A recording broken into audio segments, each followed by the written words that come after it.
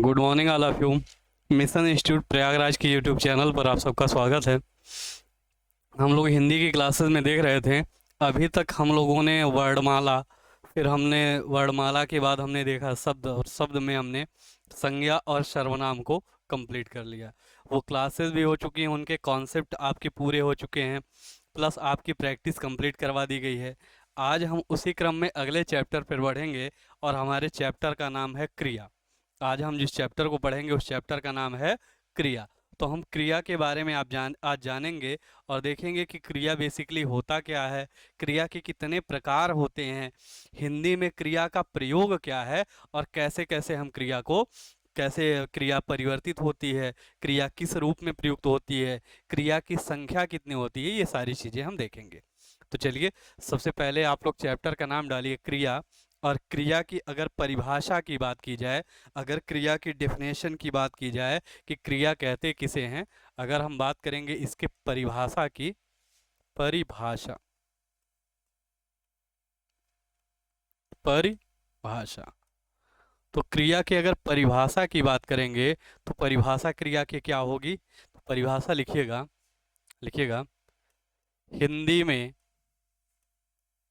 हिंदी के वाक्य में प्रयुक्त वे शब्द, हिंदी के वाक्य में प्रयुक्त वे शब्द, हिंदी के वाक्य में प्रयुक्त वे शब्द, वे शब्द जिनसे, हिंदी के वाक्य में प्रयुक्त वे शब्द जिनसे, जिनसे, जिनसे किसी कार्य का, जिनसे किसी कार्य का, कार्य का, हिंदी के वाक्य में प्रयुक्त वे शब्द जिनसे किसी कार्य का करना, कार्य का करना या होना पाया जाए, करना या होना पाया जाए, होना पाया जाए, पाया जाए, क्रिया कहलाते हैं। करना या होना पाया जाए क्या कहलाएंगे, क्रिया कहलाते हैं, क्रिया कहलाते हैं, क्रिया कहलाते हैं, कहलाते हैं, कहलाते हैं। तो क्रिया कैसे शब्द होंगे, हिंदी भाषा में वाक्य में प्रयुक्त वे शब्द जिनसे किसी कार्य का करना या होना पाया जाए क्या कहलाएंगे, क्रिया शब्द कहलाएंगे। अब क्रिया के अगर प्रकार की बात की जाए कि क्रिया कितने प्रकार की होती है, तो क्रिया बेसिकली होती कितने प्रकार की है, दो प्रकार की। क्रिया के अगर प्रकार की बात की जाए तो क्रिया होती कितने प्रकार की है, दो प्रकार की। अब ये जो दो प्रकार होते हैं वो कौन कौन से होते हैं, तो पहला आपका जो प्रकार होता है वो होता है अकर्मक क्रिया, अकर्मक क्रिया, क्रिया। और जो क्रिया का दूसरा प्रकार होता है, क्रिया का जो आपका दूसरा प्रकार होता है, इसे कहा जाता है सकर्मक क्रिया। इसे क्या कहा जाएगा, सकर्मक क्रिया, क्रिया। तो क्रिया के कितने प्रकार होते हैं जब भी पूछा जाएगा तो आपका जवाब क्या आएगा, क्रिया के दो प्रकार होते हैं। कौन कौन से, अकर्मक क्रिया और सकर्मक क्रिया, अकर्मक क्रिया और सकर्मक क्रिया। ये तो आपके क्रिया के प्रकार होते हैं या क्रिया के भेद होते हैं, क्रिया के प्रकार या फिर क्रिया के भेद। अकर्मक क्रिया क्या होता है, ऐसे क्रिया शब्द जिनमें, ऐसे क्रिया शब्द जिनमें कर्म प्रयुक्त न हो, ऐसे क्रिया शब्द जिनमें कर्म प्रयुक्त न हो, कर्म प्रयुक्त न हो, न हो, वे क्या कहलाएंगे, आपके अकर्मक क्रिया। कर्म प्रयुक्त न हो क्या कहलाएंगे, अकर्मक क्रिया। और कर्म के साथ, वे क्रिया शब्द जो कर्म के साथ आए हों, कर्म के साथ, अथवा जिनमें कर्म, एक मिनट, अथवा जिनमें कर्म, जिन क्रिया शब्दों के साथ, जिन क्रिया शब्दों के साथ, क्रिया शब्दों के साथ, शब्दों के साथ कर्म प्रयुक्त हो, जिन क्रिया शब्दों के साथ कर्म प्रयुक्त हो, कर्म प्रयुक्त हो, क्या कहलाएंगे आपके? जिन क्रिया शब्दों के साथ कर्म प्रयुक्त होगा वे शब्द आपके क्या कहलाएंगे? सकर्मक क्रिया। और जिनमें कर्म प्रयुक्त नहीं होगा, अर्थात जिनके साथ कर्म नहीं आया होगा, उन्हें हम क्या कहेंगे? अकर्मक क्रिया। उन्हें क्या कहेंगे? अकर्मक क्रिया। तो ये क्रिया के क्या होते हैं? भेद। और भेद कितने होते हैं? दो। कितने होते हैं? दो भेद होते हैं। बात समझ में आई? अब ये अकर्मक क्रिया और सकर्मक क्रिया क्या होती है, इसे हम लोग आगे समझेंगे। लेकिन इसके अलावा आपका और क्या होता है? तो क्रिया का वर्गीकरण किया जाता है। क्रिया का क्या किया जाता है? वर्गीकरण किया जाता है। और जो क्रिया का वर्गीकरण होता है, तो क्रिया का वर्गीकरण कितने आधारों पर होता है? तो तीन आधार पर। आपसे पूछे कि क्रिया का वर्गीकरण कितने आधार पर किया जाता है, तो आपका जवाब क्या होगा? तीन आधार पर क्रिया का वर्गीकरण किया जाता है। और ये तीन आधार कौन कौन से हैं? तो सबसे पहला जो आधार है आपका, वो है आपका अर्थ के आधार पर। अर्थ के आधार पर। अर्थ के आधार पर पहला जो आधार है वो कौन सा है? अर्थ के आधार पर। दूसरा जो आधार है वो कौन सा है आपका? कर्म के आधार पर। कर्म के आधार पर। आधार पर। दूसरा आधार क्या है? कर्म के आधार पर।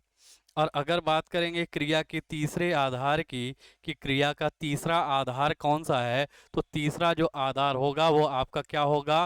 काल के आधार पर। काल के आधार पर। आधार पर। काल के आधार पर। तो क्रिया का वर्गीकरण कितने आधारों पर किया गया है? तीन आधारों पर किया गया है। पहला आपका क्या है? अर्थ के आधार पर। दूसरा क्या है? कर्म के आधार पर। और तीसरा क्या है? काल के आधार पर। किसके आधार पर? काल के आधार पर। अगर बात करें हम अर्थ के आधार पर क्रिया की, तो अर्थ के आधार पर जो क्रिया के प्रकार बताए गए हैं वो कितने प्रकार बताए गए हैं? 8 प्रकार बताए गए हैं। कितने प्रकार बताए गए हैं? 8 प्रकार बताए गए हैं। किस आधार पर? अर्थ के आधार पर। और कर्म के आधार की अगर बात करें, तो कर्म के आधार पर जो क्रिया के प्रकार बताए गए हैं वो कितने बताए गए हैं? तो 2 प्रकार आपके किस आधार पर होते हैं? कर्म के आधार पर। कर्म के आधार पर क्रिया के कितने प्रकार होते हैं? 2 प्रकार होते हैं। और अगर बात की जाए काल के आधार पर क्रिया के कितने प्रकार होते हैं, तो आपका जवाब क्या होगा? काल के आधार पर क्रिया को कितने भागों में बांटा गया है? 3 भागों में। तो काल के आधार पर क्रिया के कितने प्रकार मिलेंगे आपको? 3 प्रकार मिलेंगे। किस आधार पर? काल के आधार पर। बात समझ में आई? अर्थ के आधार पर क्रिया कितने प्रकार के? 8 प्रकार के। कर्म के आधार पर क्रिया कितने प्रकार के? 2 प्रकार के। काल के आधार पर क्रिया कितने प्रकार के? 3 प्रकार के। ये आपके क्या होंगे? जवाब होंगे। ठीक। चलिए, अब एक एक को हम एक्सप्लेन करेंगे कि ये 8 प्रकार की जो क्रियाएं होती हैं वे कौन कौन सी क्रियाएं होती हैं। वे कौन कौन सी क्रियाएं होती हैं। तो आप लोग आगे हेडिंग डालिएगा। आगे हेडिंग डालिए, अर्थ के आधार पर क्रिया। अर्थ के आधार पर क्रिया।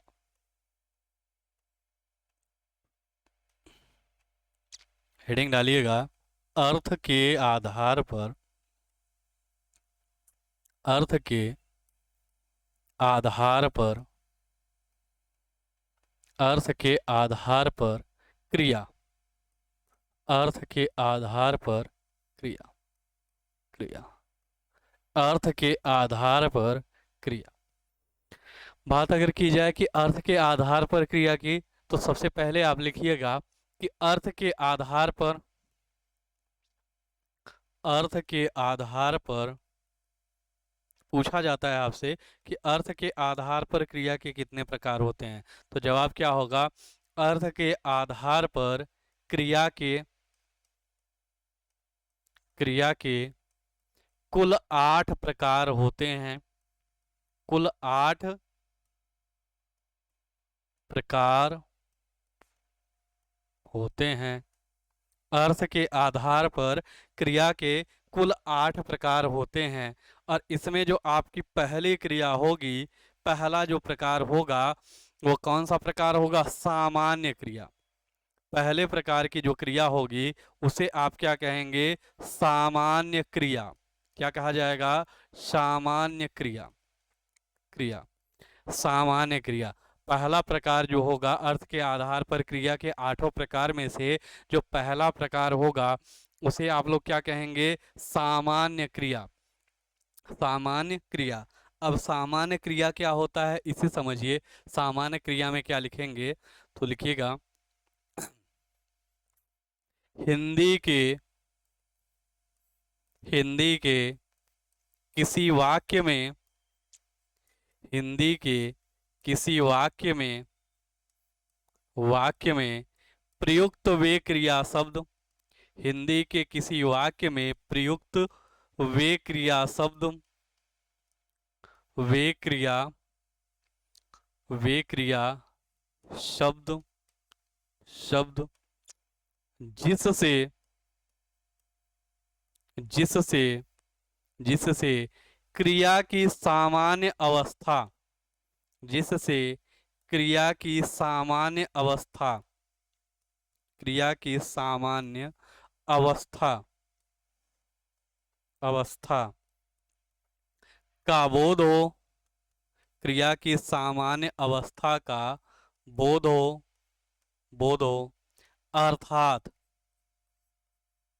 अर्थात अर्थात सामान्य सामान्य रूप में सामान्य रूप में क्रिया की स्वीकारात्मकता, सामान्य रूप में क्रिया की स्वीकारात्मकता स्वीकारात्मकता स्वीकारात्मकता स्वीकारात्मकता का बोध हो, स्वीकारात्मकता का बोध हो बोध हो स्वीकारात्मकता का बोध हो सामान्य क्रिया कहलाती है।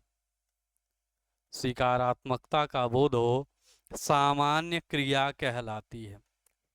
सामान्य क्रिया कहलाती है। ठीक है। तो सामान्य क्रिया आपकी क्या होगी? क्रिया का वह रूप, हिंदी के किसी वाक्य में प्रयुक्त क्रिया का वह शब्द जिससे क्रिया की सामान्य अवस्था का बोध हो, अर्थात सामान्य रूप में क्रिया की स्वीकारात्मकता का बोध हो, क्या कहलाएगी? सामान्य क्रिया कहलाती है। क्या कहलाएगी? सामान्य क्रिया कहलाएगी। जैसे समझिएगा, उदाहरण में अगर कहा जाए, एग्जाम्पल समझिए, जैसे कहा जाए राम राम पुस्तक पढ़ता है। राम पुस्तक पढ़ता है। यहाँ पर ये पढ़ता शब्द क्या हो जाएगा? सामान्य क्रिया। क्यों? क्योंकि क्रिया की सामान्य अवस्था का बोध हो रहा है और स्वीकारात्मकता है, यानी कि सकारात्मक वाक्य में क्रिया प्रयुक्त की गई है। दूसरा आप लिख समझिएगा, जैसे कहा जाए मोहन विद्यालय मोहन विद्यालय विद्यालय जाता है। मोहन विद्यालय जाता है। तो ये दोनों उदाहरण जो होंगे आपके, ये किस क्रिया के होंगे? सामान्य क्रिया के। किस प्रकार के क्रिया के होंगे? सामान्य क्रिया के। जब भी क्रिया में सामान्य स्वीकारात्मकता होगी, क्रिया कैसी होगी? सामान्य क्रिया होगी। कैसी क्रिया होगी? सामान्य क्रिया होगी। बात समझ में आई? फटाफट से स्क्रीनशॉट लीजिए, फिर हम लोग अगले पॉइंट पे आगे बढ़ते हैं। जल्दी से स्क्रीनशॉट लीजिए। चलिए चलिए अगले तरह की क्रिया को देखते हैं। दूसरा जो हमारा क्रिया का प्रकार है, क्रिया का जो दूसरा प्रकार है, इसे क्या कहते हैं? तो दूसरा जो प्रकार होता है उसे कहा जाता है संयुक्त क्रिया। क्या कहा जाएगा? संयुक्त क्रिया। संयुक्त क्रिया। अब देखिए, संयुक्त क्रिया आपकी क्या होती है इसे समझिएगा। किसे हम कहेंगे कि ये आपकी संयुक्त क्रिया है? तो लिखिएगा लिखिएगा, किसी वाक्य में किसी वाक्य में वाक्य में, किसी वाक्य में प्रयुक्त, किसी वाक्य में प्रयुक्त दो भिन्न क्रिया शब्द, किसी वाक्य में प्रयुक्त दो भिन्न क्रिया शब्द, दो भिन्न क्रिया शब्द, शब्द जिससे, किसी वाक्य में प्रयुक्त दो भिन्न क्रिया शब्द जिससे, जिससे किसी एक कार्य के होने का बोध हो, जिससे किसी एक कार्य, जिससे किसी एक कार्य के होने का बोध हो, किसी एक कार्य के होने का, होने का बोध हो, होने का बोध हो किसी वाक्य में प्रयुक्त दो भिन्न क्रिया शब्द जिससे किसी एक कार्य के होने का बोध हो, बोध हो संयुक्त क्रिया कहलाते हैं। संयुक्त, संयुक्त क्रिया कहलाते हैं, संयुक्त क्रिया कहलाते हैं, संयुक्त क्रिया कहलाते हैं, कहलाते हैं। किसी वाक्य में प्रयुक्त दो भिन्न क्रिया शब्द जिससे किसी एक कार्य के होने का बोध हो संयुक्त क्रिया कहलाते हैं। कैसे होंगे संयुक्त क्रिया, जैसे समझिएगा, अगर कहा जाए, कहा जाए राम ने, राम ने दवा,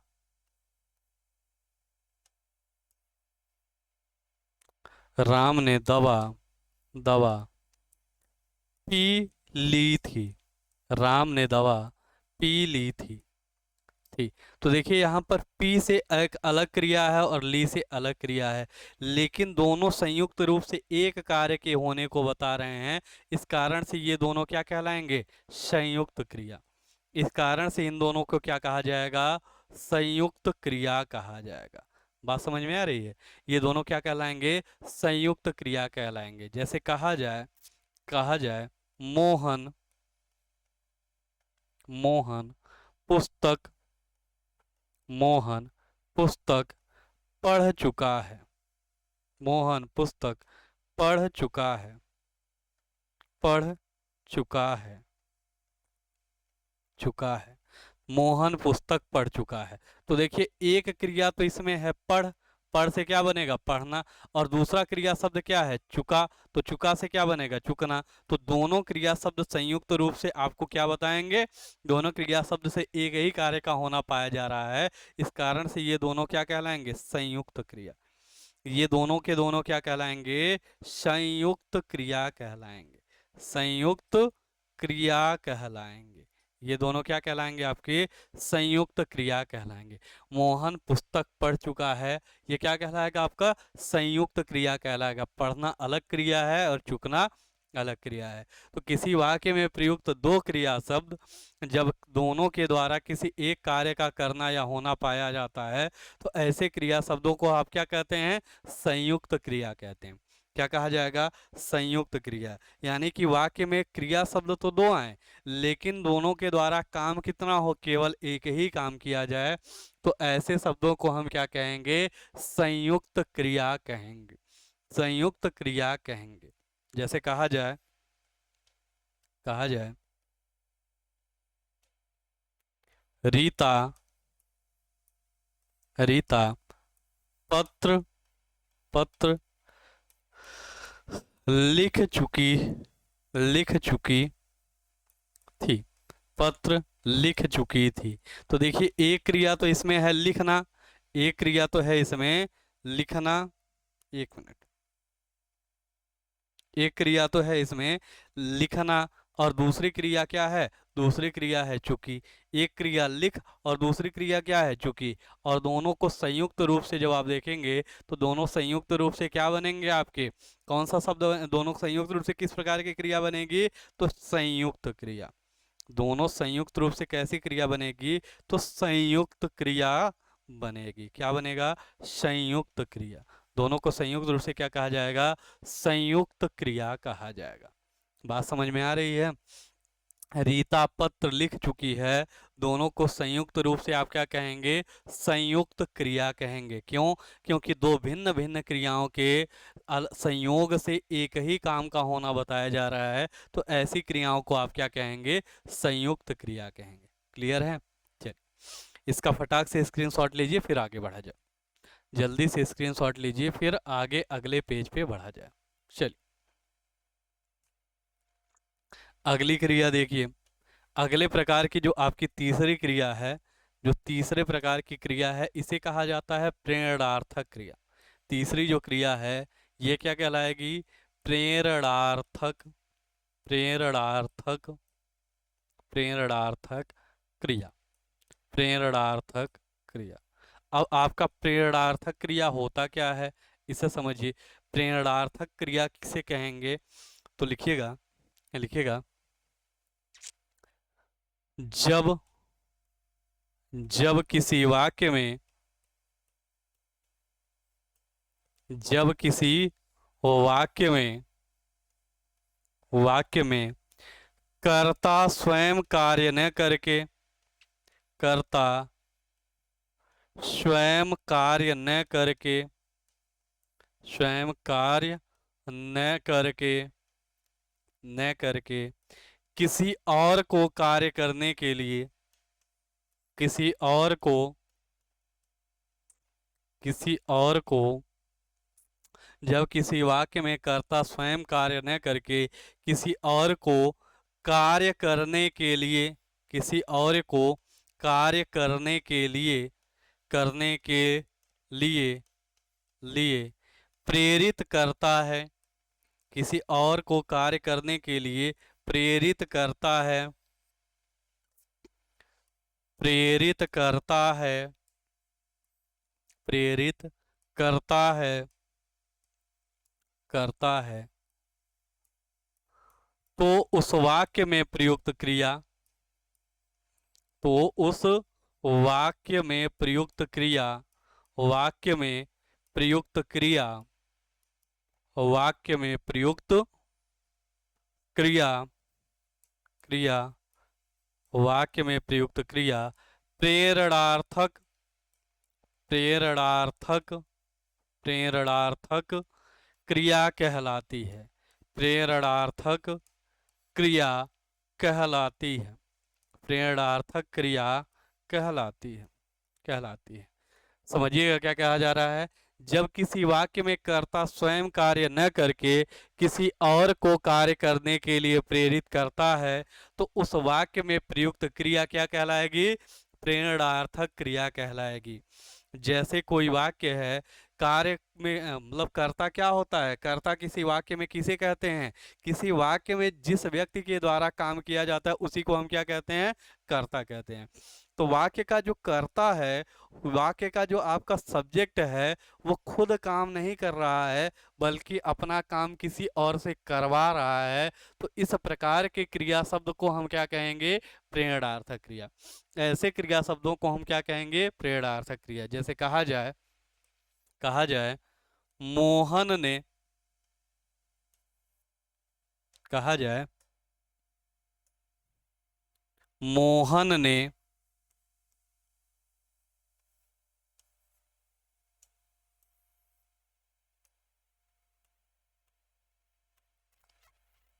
मोहन ने सोहन को, मोहन ने सोहन को नहीं, सोहन से, मोहन ने सोहन से पत्र लिखवाया, पत्र लिखवाया, लिखवाया। अब देखिए यहाँ पर पत्र किसको लिखना चाहिए? पत्र मोहन को लिखना चाहिए, क्योंकि ये क्या है? वाक्य का कर्ता है। लेकिन ये व्यक्ति स्वयं पत्र न लिख करके क्या कर रहा है? पत्र लिखवा रहा है। किससे लिखवा रहा है? सोहन से पत्र लिखवा रहा है। तो मोहन ने सोहन से पत्र लिखवाया। यहाँ पर जो आपका शब्द लिखवाया है, ये क्या हो जाएगा? प्रेरणार्थक क्रिया। ये क्या हो जाएगा? प्रेरणार्थक क्रिया। क्या हो जाएगा?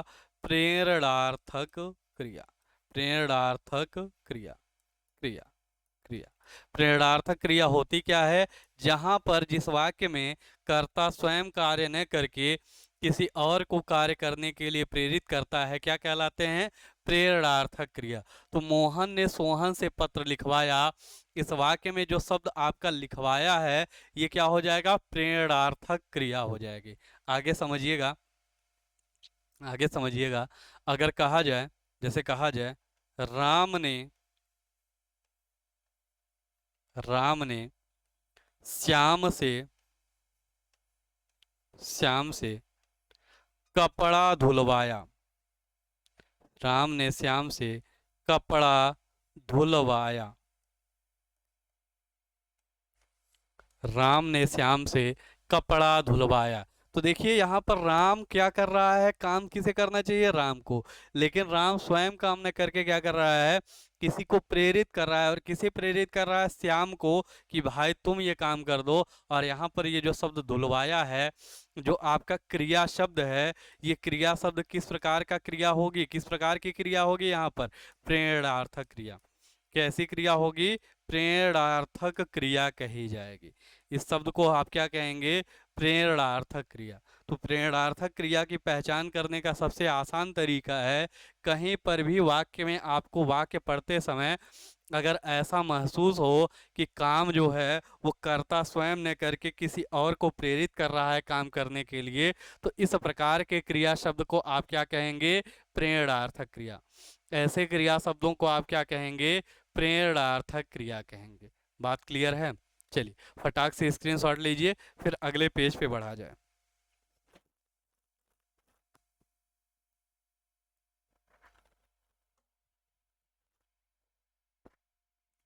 चलिए, चलिए आइए अगले पेज पे। कितनी क्रियाएं हम लोगों ने देख ली? 3 तरह की क्रियाएं हम लोगों ने देखी। कौन कौन सी? सामान्य क्रिया, संयुक्त क्रिया और प्रेरणार्थक क्रिया। अब अगली क्रिया पे आइए, और अगली जो आपकी चौथे प्रकार की क्रिया है, इसे कहा जाता है पूर्वकालिक क्रिया। इसे क्या कहा जाएगा? पूर्वकालिक क्रिया। पूर्वकालिक क्रिया, क्रिया, पूर्वकालिक क्रिया, क्रिया। तो देखिए जो पूर्वकालिक क्रिया है, पूर्वकालिक क्रिया है, इसे क्या कहते हैं? कैसे हम समझेंगे कि पूर्वकालिक क्रिया क्या होती है? तो देखिए पूर्व का मतलब क्या होता है? पहले। पूर्व का मतलब क्या होता है? पहले। और कालिक का मतलब काल से क्या बताया जाता है? समय। समय। कालिक से क्या बताया जा रहा है? समय। तो किसी वाक्य में प्रयुक्त दो क्रियाएं, किसी वाक्य में प्रयुक्त दो क्रियाएं, और उनमें से जो क्रिया पहले संपन्न होगी उसी को क्या कहा जाएगा? पूर्वकालिक क्रिया। जैसे किसी वाक्य में दो क्रियाएं प्रयुक्त हैं, दो कार्य हो रहे हैं, और दोनों कार्यों में से जिस क्रिया के द्वारा कार्य पहले होगा उसे हम क्या कहेंगे? पूर्वकालिक। और जिसके द्वारा कार्य बाद में होगा उसे क्या कहेंगे? उत्तरकालिक। बात को समझिएगा क्या कहेंगे। जैसे कहा जाए, इसके परिभाषा में लिखिएगा, लिखिएगा किसी वाक्य में, किसी वाक्य में, वाक्य में प्रयुक्त दो क्रियाओं में, किसी वाक्य में प्रयुक्त दो क्रियाओं में, दो क्रियाओं में, क्रियाओं में जो क्रिया, दो क्रियाओं में जो क्रिया, जो क्रिया पहले संपन्न होती है, पहले संपन्न, पहले संपन्न होती है, होती है, पूर्वकालिक क्रिया कहलाती है। पूर्वकालिक, पूर्वकालिक क्रिया कहलाती है। पूर्वकालिक क्रिया कहलाती है, कहलाती है। ठीक है। किसी वाक्य में प्रयुक्त दो क्रियाओं में जो क्रिया पहले संपन्न होती है क्या कहलाती है? पूर्वकालिक क्रिया कहलाती है। कैसे? समझिएगा। जैसे कहा जाए बच्चा, बच्चा दूध पीकर, बच्चा दूध पीकर, पीकर सो गया, बच्चा दूध पीकर सो गया। तो देखिए बच्चा जो है वो क्या कर रहा है? दूध पी रहा है, और क्या कर रहा है? सो जा रहा है। तो इसमें देखिए दो क्रियाएं हो रही हैं। एक काम क्या हो रहा है? दूध के पीने का, और दूसरा काम क्या रहा है, सोने का। लेकिन पहले क्या कर रहा है, पहले दूध को पी रहा है, फिर क्या कर रहा है, सो रहा है। तो यहाँ पर ये जो पीकर क्रिया है, ये क्या हो जाएगा आपका, पूर्वकालिक। ये क्या हो जाएगा, पूर्वकालिक। पूर्वकालिक, कालिक। और ये जो सोना क्रिया है, ये क्या हो जाएगी, उत्तरकालिक। ये क्या हो जाएगी, उत्तरकालिक। उत्तरकालिक। बात क्लियर है। तो किसी भी वाक्य में अगर दो क्रियाएं प्रयुक्त हैं, तो दोनों क्रियाओं में से जो क्रिया पहले संपन्न होगी, उसे आप क्या कहेंगे, उसे कहा जाएगा पूर्वकालिक। और जो क्रिया बाद में संपन्न होगी, उसे क्या कहेंगे, उत्तरकालिक कहेंगे। उत्तरकालिक कहेंगे। बात समझ में आई। चलिए आगे और एग्जाम्पल देखिएगा और समझिए। और देखिए, जैसे कहा जाए मोहन मोहन पुस्तक पढ़कर पुस्तक पढ़कर घर गया। घर गया।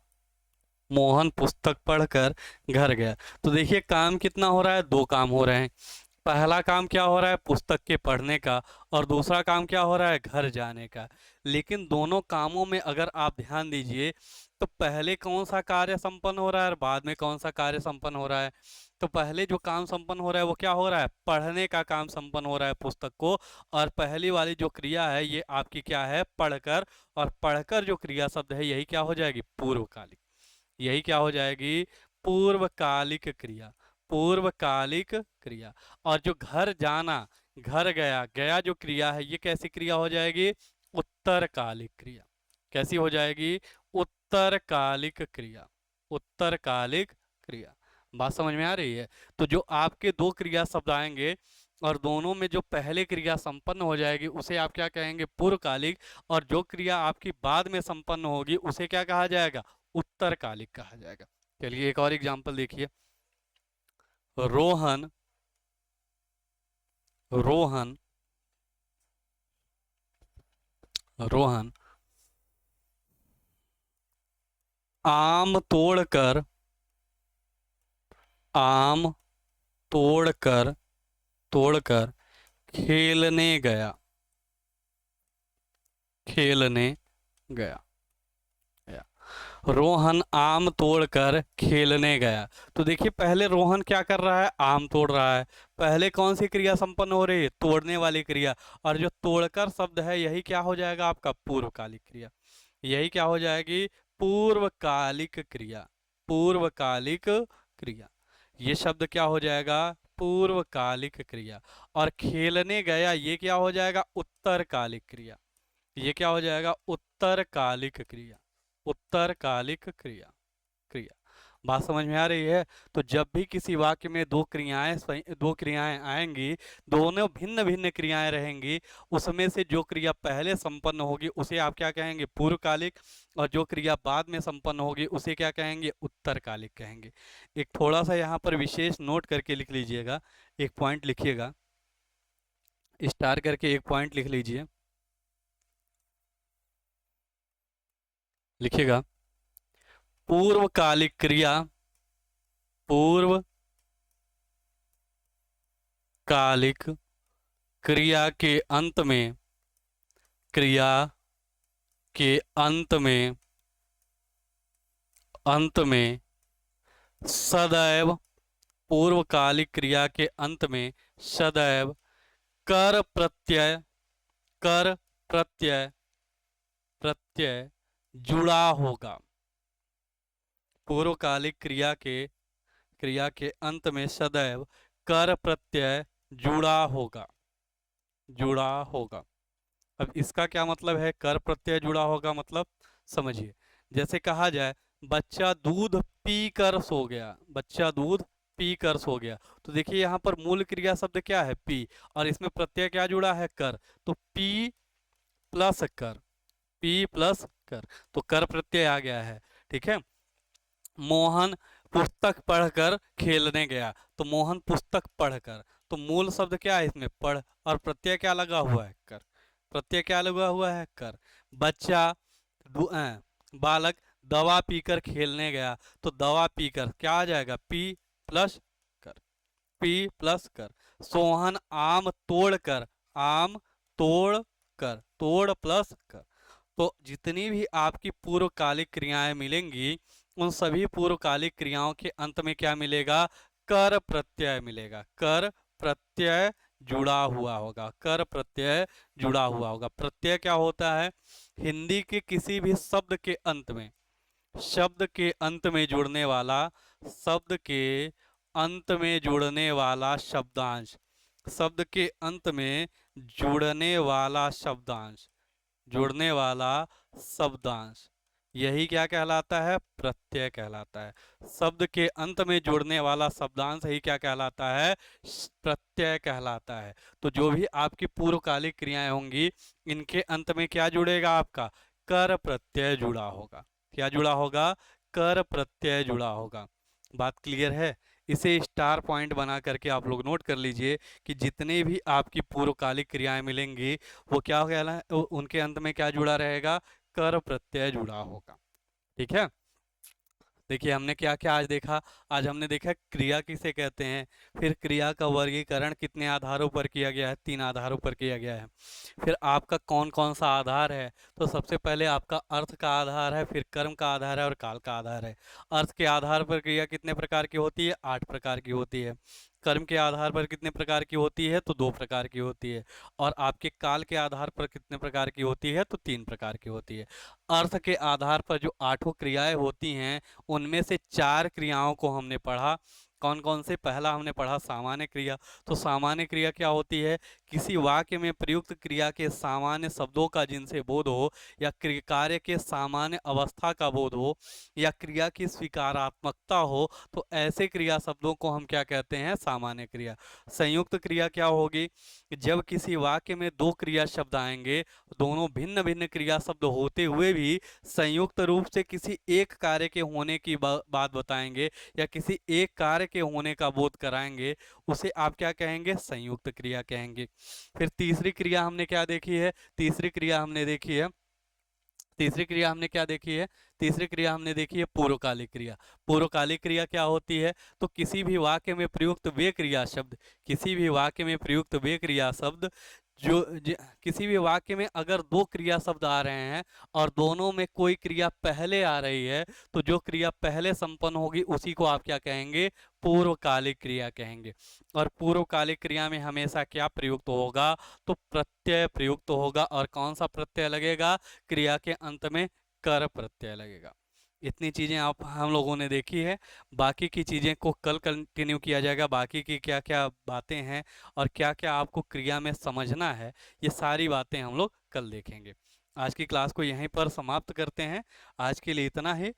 तब तक के लिए धन्यवाद। जय हिंद। कल फिर मुलाकात होगी।